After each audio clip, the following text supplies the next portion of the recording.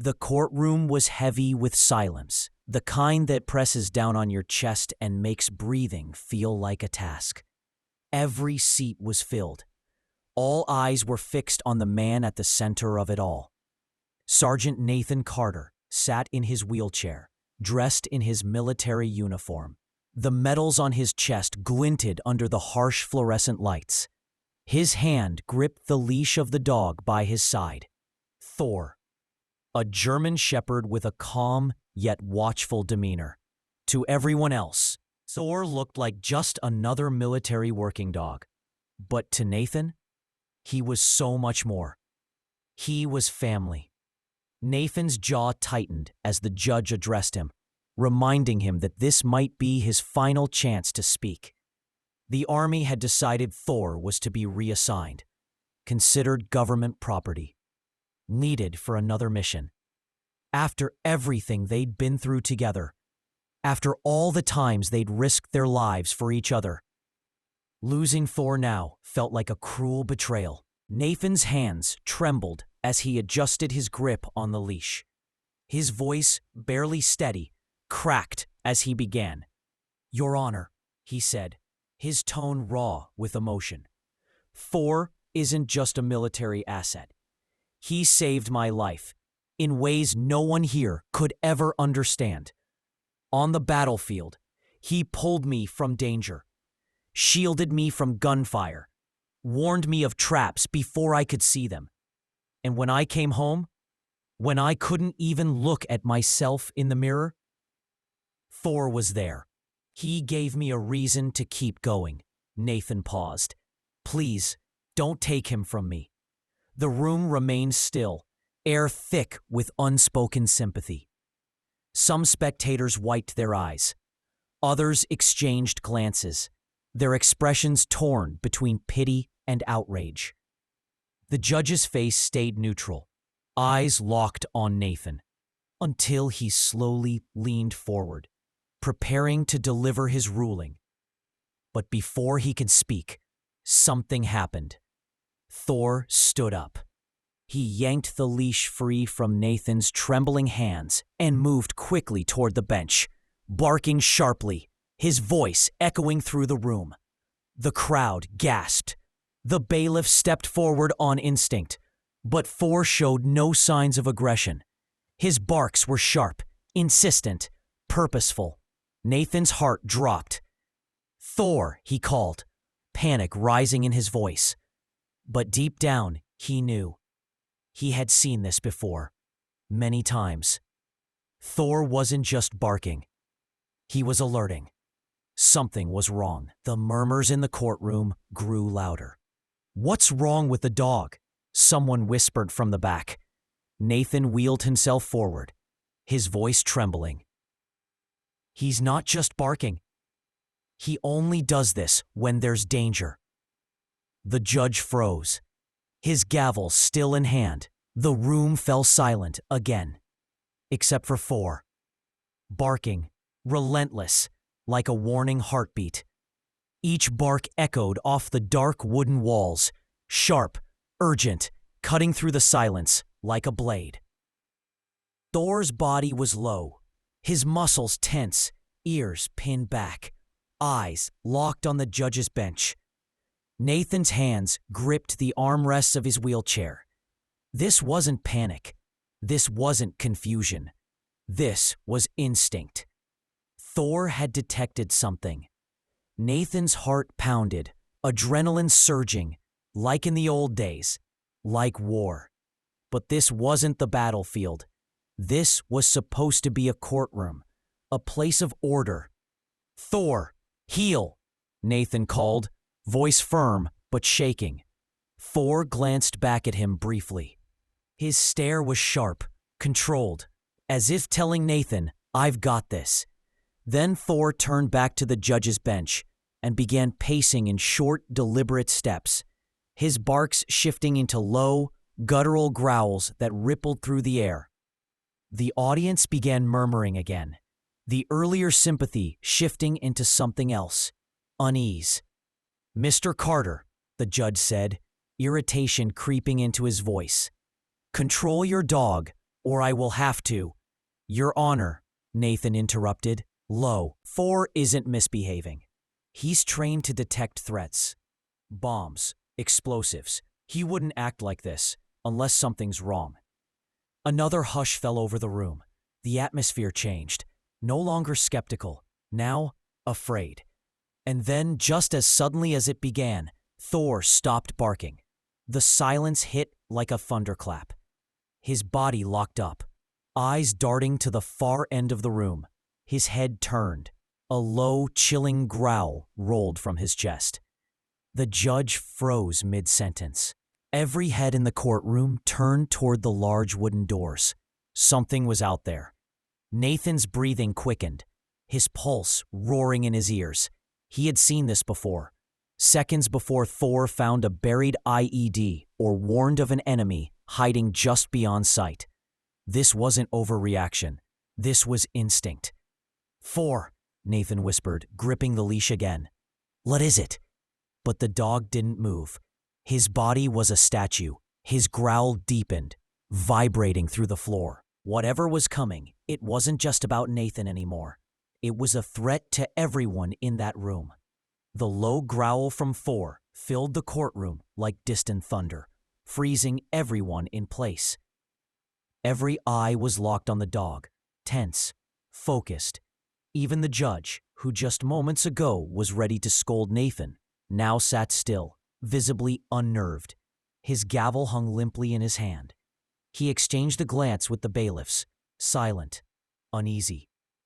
The air felt electric, like before a storm. Nathan's hands clutched the armrests of his wheelchair, bracing for something, though he didn't know what. He had been here before, on battlefields where one wrong breath meant disaster. And Thor's instincts had never been wrong. One of the bailiffs, tall and broad-shouldered, finally moved, his steps slow, one hand resting on the holstered weapon at his side. "It's just a dog," he muttered, almost to himself, but his voice trembled. Still. He walked toward Thane. "Stop!" Nathan called out, his voice cutting through the room. "Don't treat this like noise. Don't treat him like just a dog. He's trained to sense things we can't see." The judge looked from Nathan to the bailiff, his jaw tight. Finally, he gave a small nod. "Check the hallway," he ordered quietly. The bailiffs stepped toward the door.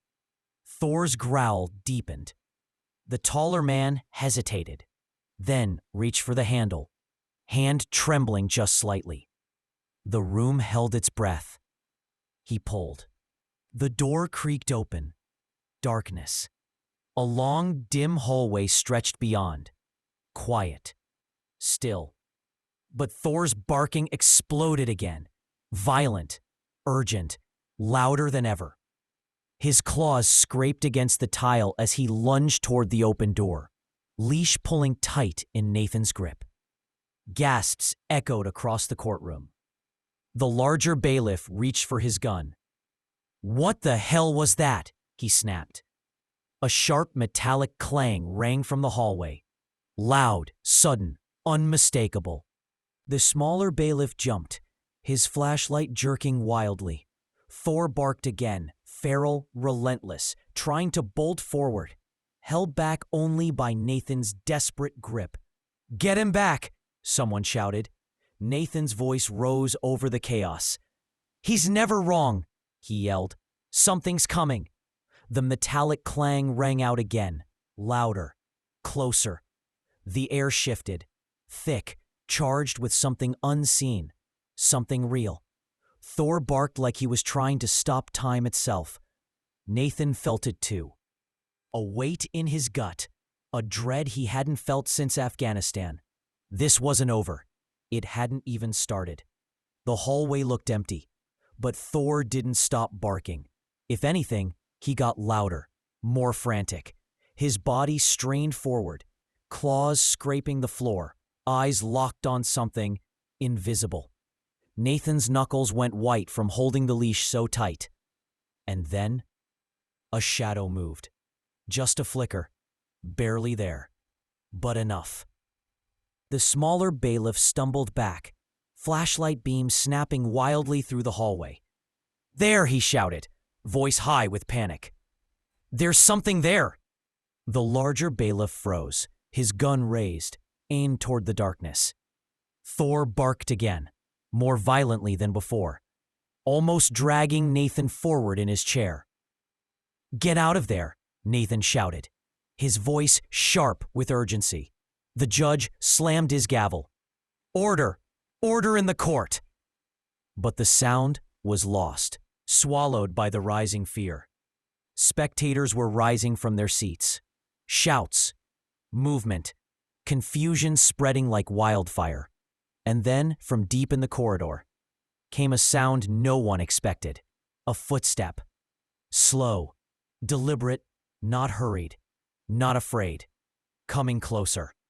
Thor's barking changed. It turned into a snarl, deep and guttural, primal. Nathan's heart pounded. He could feel it now. Everyone could. Whatever was coming wasn't hiding. It wanted to be seen. The footstep echoed louder, each click of a boot hitting tile slicing through the panic like a razor. The larger bailiff stood frozen, gun raised. His partner's flashlight darted along the hallway walls, chasing shadows, catching nothing. Nathan shouted again, "Get out of there, now!" But the larger bailiff didn't move. He stared into the dark corridor, jaw clenched, waiting. Another shadow moved, this time, slow, purposeful, unmistakable. The smaller bailiff gasped. "There's someone there," he whispered. The flashlight flickered, just enough to reveal it. A figure, tall, still, just standing at the edge of the beam. Then gone, melting back into the dark. But it was enough. The air in the courtroom turned to ice. Thor lunged again, snarling, pulling so hard Nathan nearly lost his grip. And then, from the shadows, a man stepped forward. He stepped into the light slowly, calmly, almost too calmly. A man, tall. His hood was pulled low over his face, casting shadows that hid his features. His hands were tucked in his pockets. His posture? Relaxed. Unnervingly so. He stopped just at the edge of the flashlight's beam, head tilted, as if amused by the scene in front of him. Thor's snarl deepened, feral now, raw, claws scraping the tile, muscles coiled like a spring. Nathan held the leash with both hands, sweat gathering in his palms. "Who are you?" the larger bailiff demanded. Weapon trained directly on the figure. No answer. The man took another slow step forward, and in the dim light, beneath the shadow of his hood, the faintest smirk appeared. Nathan's breath caught in his chest. Something about him felt wrong. Not just threatening. Wrong. Deeply, fundamentally wrong. The bailiffs tensed, both of them now with weapons drawn. The man raised his hands. Slowly. "Relax," he said. His voice was low, calm, chillingly comfy. But the way he said it, the way those words lingered in the air, made the room feel colder. Nathan felt it in his bones. This man was lying, and Thor knew it too. The growls coming from him now were constant, low and vibrating. The judge stood, his hand gripping the gavel like it was the only thing keeping him steady. "Step back," he ordered. "Bailiffs, remove him now." But the man didn't flinch, didn't move, didn't even blink. Instead, he slowly pulled something from his coat pocket. Metal. Small. The bailiff shouted in unison, "Drop it." Gasps erupted across the courtroom. But the man didn't drop it. Instead, he held it up and smiled. "It's just a key," he said. The metal glinted in the flickering light, but Nathan's gut twisted. There was no relief, no sense of safety. Thor didn't stop, didn't even pause. That key meant something. The man's smile widened, like he knew what Nathan was thinking, and the dread in the room became unbearable. The stranger raised the key higher. Then, with a sharp metallic click, he turned it. The sound was small, but the effect? Instant. The courtroom lights flickered, once, twice, then total darkness. Gasps filled the void. Chairs scraped violently against the floor. People stumbled, reaching for phones, for loved ones, for anything. Nathan couldn't see, but he could hear. Footsteps, shouts, the door creaking open again. And over it all, Thor, barking. Ferocious, relentless. Then the lights snapped back on, but the man was no longer alone. Two more figures stood behind him, shadowy, silent, faces obscured. Their presence, undeniable and terrifying. They moved with purpose, slowly stepping into the courtroom.